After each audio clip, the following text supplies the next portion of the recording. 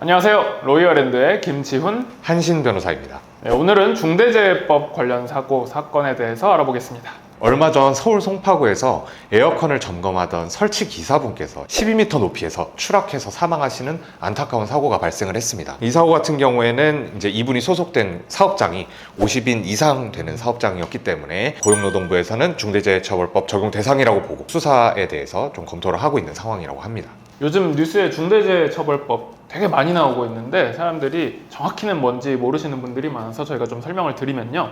일단 중대재해법은 2014년 세월호 참사 그리고 2016년 구의역 그 지하철 전동차 사망사고가 있었죠.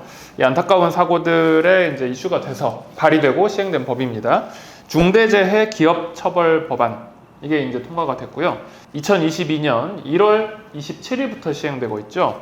시행 첫날 첫 주부터 이제 중대재해처벌법의 1호 사건, 2호 사건들이 이제 뉴스에 보도가 되면서 한창 화제가 됐는데 그 주요 골자는 사망자가 1명 이상 발생하는 등 이 중대재해가 사업장에서 발생하는 경우에는 사업주나 경영 책임자를 상대로 이제 1년 이상 징역 혹은 10억 원 이하의 벌금형에 처할 수도 있게 하는 그런 이제 굉장히 빡센 규정이라고 할 수 있습니다. 예전에는 그냥 이제 산업재해가 발생하면 이제 산재 처리를 하거나 혹은 민사상으로 이제 금전적인 배상과 보상 이런 것들이 중요하게 됐는데 아예 사업주를 형사처벌을 하게 해버리면서 좀 예방적인 그리고 사후적인 처벌도 강화하니까 우리 업장에서 사고가 발생하면 내가 징역형을 살고 실형을 살 수도 있다 이런 이제 불안감 때문에 안전 관련 규정 그리고 관리를 강화하겠지 이런 기대감으로 이제 설치된 그리고 시행되는 법률이죠. 중대재해는 크게 두 가지로 나눠지죠. 첫 번째는 이제 중대산업재해가 있고 두 번째로 중대시민재해가 있습니다. 먼저 중대산업재해에 대해서 좀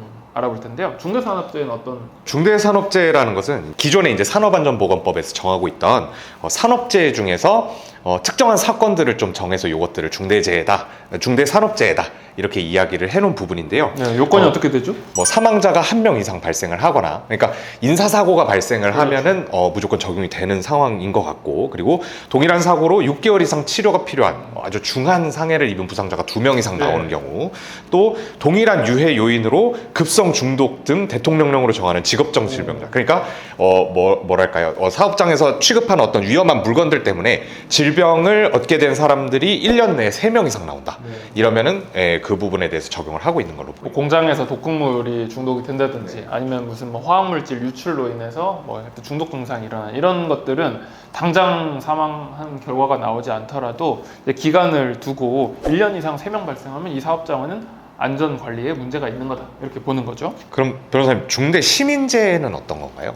비슷한 듯 조금 다른데 이 특정 원료나 제조물 그리고 공중이용시설 또는 공중교통수단에 설계나 제조, 설치, 관리상의 결함이 있어서 사망자가 아까처럼 1명 이상 발생을 한다든지 2개월 이상 이번엔 동일한 사고로 부상자가 10명 이상 발생한다든지 아니면 또 이렇게 동일한 원인으로 3개월 이상 치료가 필요한 질병자가 10명 이상 발생한다든지 이럴 때 적용이 되는 건데 쉽게 말해서 중대산업재해는 예를 들면 건설 현장 건설 현장에서 건물이 붕괴된다든지 혹은 공장에서 독극물이 유출된다든지 이런 걸 말하는 거고 중대시민재해는 지하철 같은 데 있잖아요. 지하철, 카페 혹은 우리가 일상적으로 이용하는 공간에서 발생하는 그런 재해들로 구별을 하는 거죠.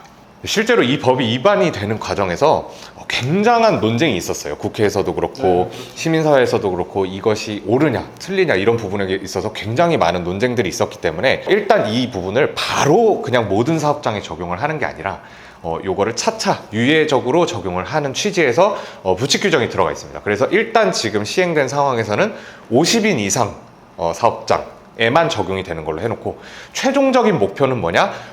근로기준법과 똑같이 5인 이상 사업장이면은 모두 적용되는 걸로 그렇게 규정을 정비를 해놓았습니다. 과거에도 이제 산업재해나 이런 중대재해가 발생하면 업무상과실치사상 이런 죄로 이제 사업주를 처벌을 하려면 할 수도 있었는데 이 경우에는 이제 관리 감독에 대한 어떤 입증 책임의 문제가 있었어요. 그런데 이제는 이제 그런 이제 관리 감독 여부를 떠나서 중대한 결과가 발생했다면 사업주가 처벌이 될 수 있는 상황이라서 사업주 입장에서는 벌벌 떨 수밖에 없는 그리고 이제 시민들 입장에서는 조금 안전한 사회가 되겠지라는 기대를 할 수 있는 그런 제도죠. 하지만 아직도 사회에서 이 중대재해법 시행 그리고 적정성 여부에 대한 논의는 많은 것이 현실입니다.